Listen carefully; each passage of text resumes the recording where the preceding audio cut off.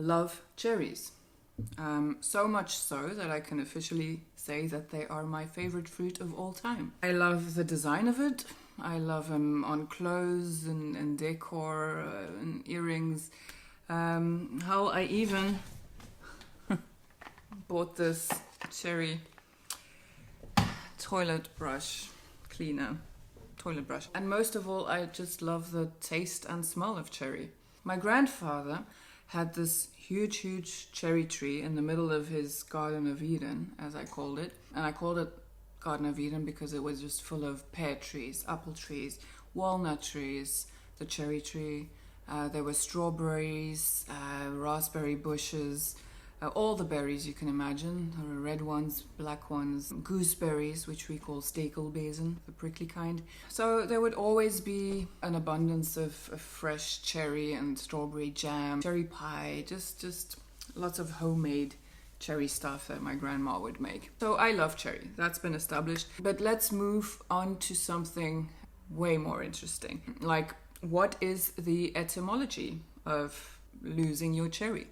Before vaginas can start functioning as child dispensers, they are usually deflowered or popped. But where does this expression popping or losing one's cherry actually come from? How did the word cherry start becoming a synonym for the word vagina or hymen? It can't just be because it's red, fleshy, juicy, and sweet, right? But I'm sure you're all dying to find out. At least I am. So here we go. Now, fruit in itself is innately sexual because it is, after all, defined as the enlarged ovaries of a flowering plant. But cherries are definitely the most sexual of all fruits. The word cherry has been slang for many things regarding the sins of the flesh ever since the 17th century. And it was based on the supposed similarity of black cherries to maiden virgin hair or virgin pubic hair. Maiden hair, yeah. Or also perhaps to stones, meaning testicles, the cherry stones. There were references of cherrylets that were compared to nipples and teats. And the more modern version of the phrase came about in the 19th century when a woman was seen as being ripe for plucking if she was a virgin. And like all things ripe, it was expected to be lost at some point. Near the end of the 19th century, the term cherry was slang for young girl, and in the beginning of the 20th century, it became a synonym for virginity. Presumably because the cherry looks like the hymen, and because of the bloodletting that happens when it's broken. And the verb pop seemingly refers to a quick, forceful thrust tearing through the hymen. So just as there's a perfect time to pluck a plump cherry before it rots, men believed that virgins had a kind of like a best by date. The penis was on occasion called a cherry splitter, and the male who deflowers it was called a cherry buster. Classy, I know. Now, Lost Cherry was launched in November of 2018 as a limited edition release, but as soon as it was sold out, of course, a bunch of new stock came available, and it is still widely available today, so it was probably just another marketing ploy. After the effing fabulous marketing success story, I guess they decided to copy that marketing strategy and continue on that path with the cheeky double entendre Lost Cherry and later Rose Brick, which can make you wonder what's going to come next. The nose behind Lost Cherry is Louise Turner, who's also known for fragrances such as Good Boy by Carolina Herrera, also for some Jo Malone's, 2 replicas at the Barbers and another one I can't remember, also one by Liquide Imaginaire. Yeah, and a bunch of designers that I'm not too familiar with. I'm going to go straight for the Tom Ford website. The Tom Ford website describes Lost Cherry as luscious, tempting, and insatiable. Tom Ford Lost Cherry is a full-bodied journey into the once forbidden, a contrasting scent that reveals a tempting dichotomy of playful, candy-like gleam on the outside and luscious flesh on the inside. Innocence into sex indulgence with an opening that captures the classic perfection of the exotic cherry fruit, Black cherry's ripe flesh, dripping in cherry liqueur, glistens with a teasing touch of bitter almond. The heart bursts forth in cherry waves of sweet and tart. Griot syrup expresses the textured maceration of voluptuous fruits, while breathtaking florals, Turkish rose and jasmine sambac, penetrate the senses and soul. Peru balsam and roasted tonka at the dry down suggest a new portrait of an iconic symbol. When blended with an unexpected melange of sandalwood, vetiver, and cedar, the finish reaches fantasy-inspiring levels of insatiability. So they basically start off at the innocence part, and they love referring to, what are the words? An opening that captures perfection, the exotic fruit, and the flesh dripping in cherry. It's like reading a perfume porno. I want to patent that. And then the heart bursts forth in waves of blah blah blah, and the voluptuous fruits, and the sambac penetrates the senses and the soul. And then it finally reaches the fantasy-inspiring levels of insatiability. Super sexual text, but quite nicely written. I must say, as someone who worked in marketing a long time ago, I have to give major props to Tom Ford's marketing department, because the name, the limited edition scare, the packaging, it's all just very nicely thought out, and it's been a big success. So and I also love it when the name of a perfume perfectly encapsulates what the juice is going to smell like. Lost Cherry is a contrasting perfume that beautifully unveils the dichotomy between the innocent, cute, playful opening and the more seductive, luscious, sultry heart. Just like the cherry, it's playful, sweet, and cute on the surface, but also inherently seductive with a dark, juicy flesh on the inside and a hard, woody pit deep in its core to give it some extra depth and amaretto booziness. Not only the name, but also the packaging beautifully encapsulates the juice inside.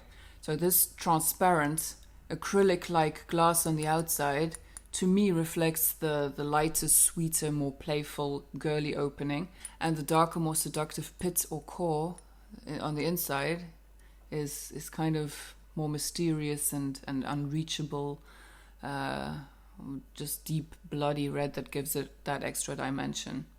Maybe a bit far-fetched, but that's what it screams to me. What Lost Cherry smells like the most to me is a Belgian kriek beer. And a kriek beer is a refreshing local beer, originally from the Pajottenland in Belgium, made from lambic beer and a specific type of sour cherry, which in Dutch we call krieken. Originally they were made from the Schaarbeerse krieken, to be precise, and this is a sweeter variety of the sour cherry, which we call morello cherries in English, or dwarf cherries. And lambic beer, this lambic beer that is paired with the sour cherries, is a beer of spontaneous fermentation. I'm not going to explain what that is. If it's interesting to you, go look it up. And this lambic beer is left to mature in old wooden wine vats, after which they add sour cherries to the whole mix. And depending on which type of beer the sour cherries are paired with, the kriek will taste differently. If they're added to more matured lambic beer, for example, the taste will be clearer, slightly sharper, and more sour, since the sugar will have been turned into alcohol. The commercial Bellevue variety, for example, uses younger lambic beer, making it sweeter and not quite my taste. I prefer the Lindemans, and more specifically the Cuvée René, which uses an older oak-aged lambic, which is nicer to me since it's a little less overly sweet and a bit more refreshing. Anyway, all you need to remember is the older varieties are clearer, a little sharper, and more sour. They're a little more refined and usually more appreciated by beer lovers. I'm not a beer lover, by the way.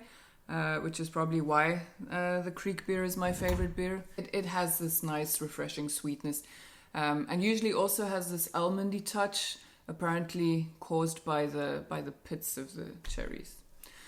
So to me, Lost Cherry really smells like kriek beer. The opening being a younger, sweeter kriek, and the heart and the base maybe being a slightly more mature variety. If you think about it, it's funny how people also turn more dark and sour as they age. Sometimes also a bit more refined, but yeah, I like that analogy. Talking about refined and maybe less refined childish humor relevant to this whole kriek and cherry story, or cherry beer.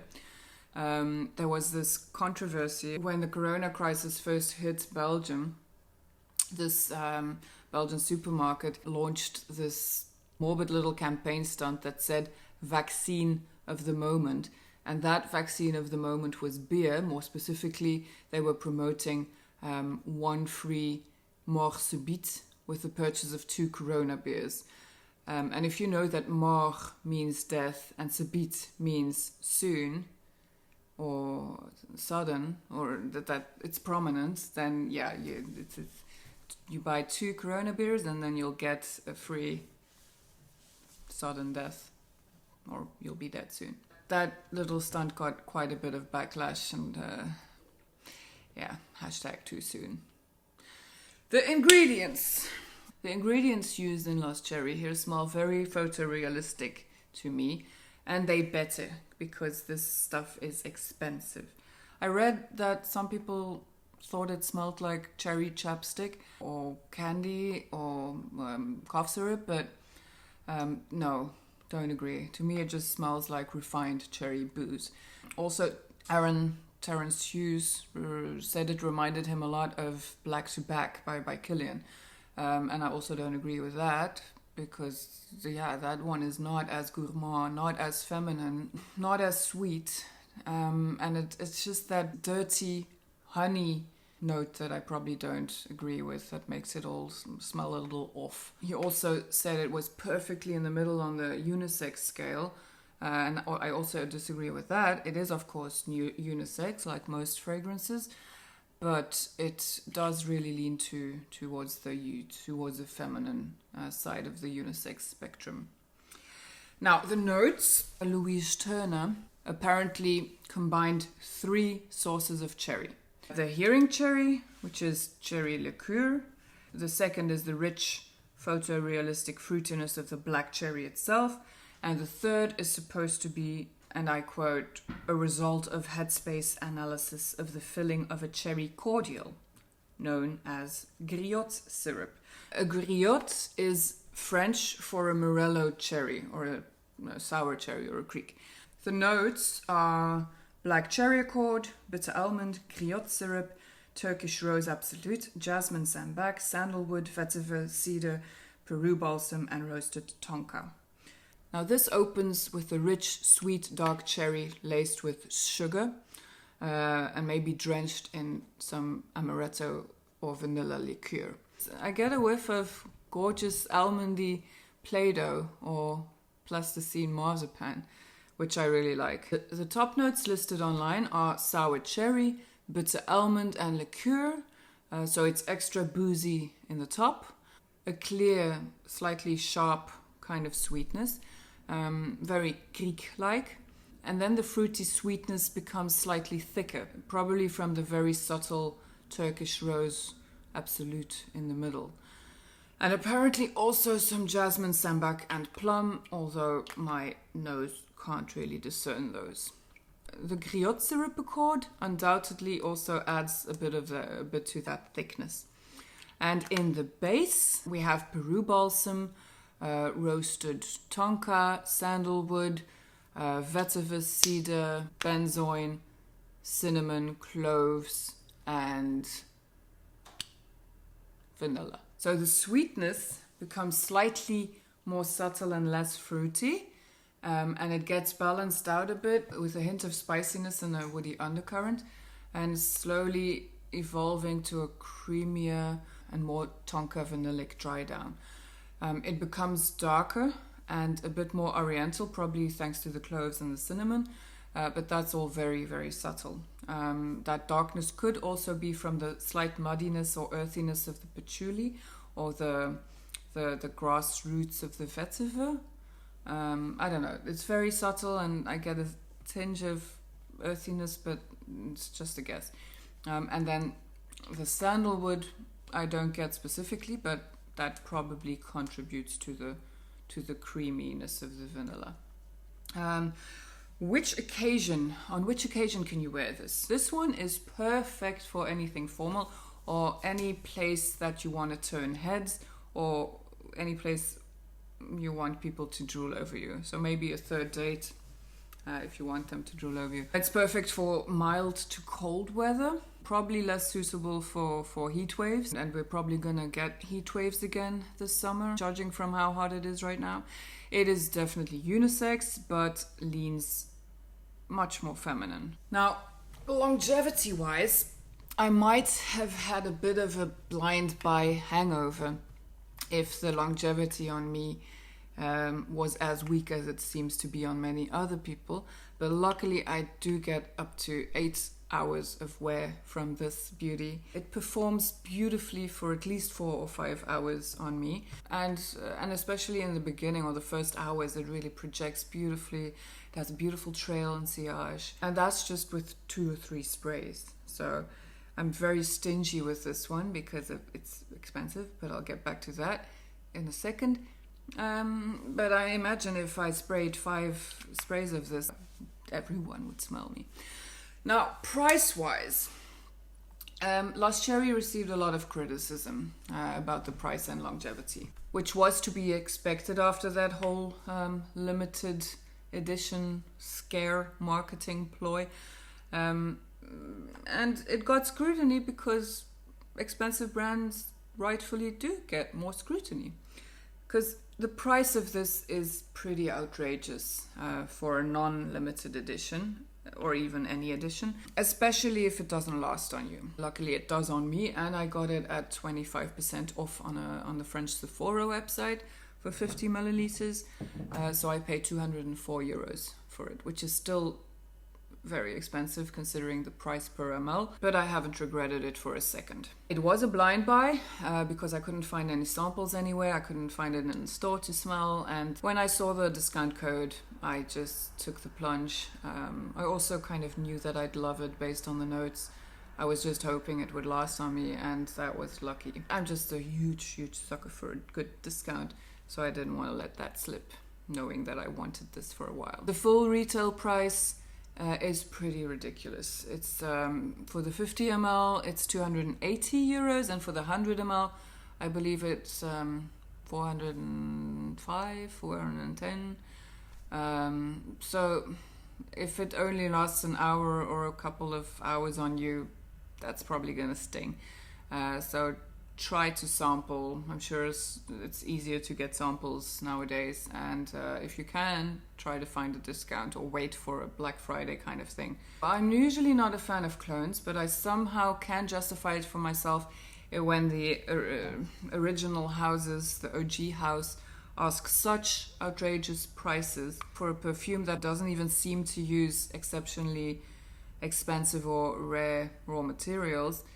So you are really paying for the marketing here, and if this is too expensive, and I think it is for a lot of people, then yeah, and you really want to try it because it is absolutely stunning, then maybe try out some of these clones that I'll put on the screen. I can justify the purchase of this to myself because I got it a bit cheaper, and it does last a long time on me, and I just really love these type of scents.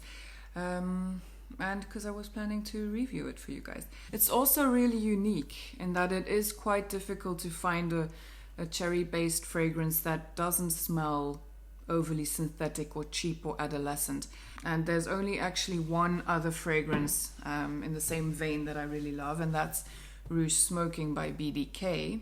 And it's no secret that this is one of my favorites of all time in my entire collection. And I only discovered it last year at the Perfume Expo in Fragranze in Florence. And we smelled hundreds of perfumes there, and that was truly the one that jumped out at me the most, and I went and bought it right after the expo. It's a true love for me, and that one is just also beautifully elegant, sophisticated, sensual, sweet, sexy, everything you want in a nice, romantic, sophisticated, sexy date night kind of scent. So if you want to see the full review of this one, go check out that link. I do want to compare these two though quickly, because they are quite similar. They're in the same family to me. They're both vanillic, cherry based fragrances with an almond vibe and an amaretto kind of liqueur touch. They're both kind of spicy. They have this dark, sophisticated sweetness, just beautiful. So they're sisters to me. They're not stepsisters. They're close enough that you can see they're related, but they're also not twins. You can tell them apart. Lost Cherry would be the younger, fun, flirty, playful little sister, maybe discovering her budding sexuality for the first time. She's also a little temptress. She's fresher, a little brighter, a little rebellious, naughty, sneaking off to drink kriek beer, which is, funnily enough, quite popular with younger people because it's sweeter and more accessible, or less scary than the bitter beers. It's also popular with women. I don't want to overgeneralize, but people like me who don't really love beer tend to gravitate towards this kind of stuff. Basically, people who can't really handle their beers, like me. Rouge Smoking, on the other hand, is slightly older, more sophisticated, sensual, spicy, sultry woman who doesn't mess around, who doesn't play games. She knows what she wants. This is a deeper, darker cherry. The cherry is also less dominant than in the Lost Cherry, as it does kind of seem to be less prominent as it evolves. It's also more resinous, probably thanks to the ambroxan and the labdanum, and a little spicier maybe because of the pink pepper. It's also smokier. It's definitely smokier. So the smokier darkness comes from that dark vanilla, I think, and it's a little more complex. On the other hand, just like you shouldn't underestimate the complexity of a teenage girl, don't underestimate the complexity of this. It might seem a bit more linear or superficial on the surface, but if you dig a little deeper, if you take a closer sniff, you will see that it does have some serious complexity to it. The evolution isn't super drastic, but it has these nice subtle nuances that I really love. They're not stepsisters. They're similar, same family. They're not twins either. They definitely do have their own distinct personalities, and you can tell them apart, but you can still see they share the same parents because they both have freckles, for example. Lost Cherry is fun, delightful, playful, edible, and seductive, with an emphasis on the boozy almond cherry. I was also planning to include wild cherry in the mix, but it's just not really worth the time, to be honest, because it is really a screeching synthetic mess. I just really can't get myself to like it. To be frank, I do tend to dislike all Montels and Manceras, and I've smelled a lot. I just really don't like that typical synthetic Mancera DNA and the rose oudi.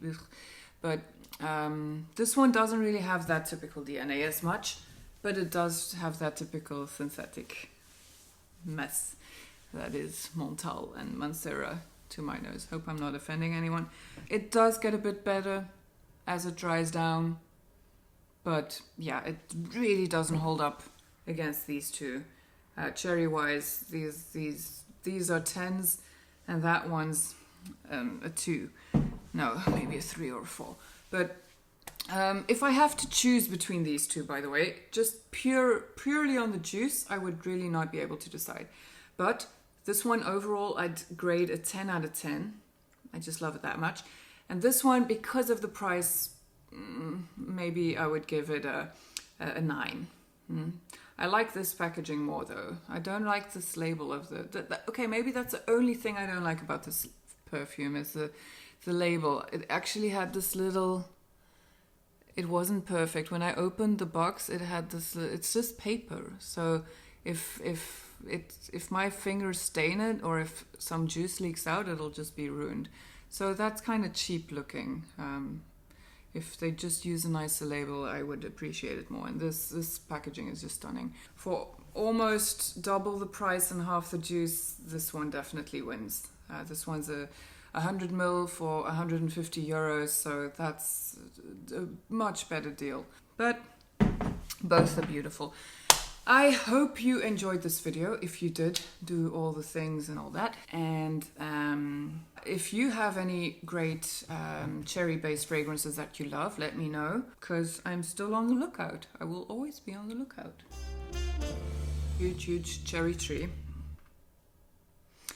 And yeah, he just had anyway. Oh, come on. Allergies, black dress.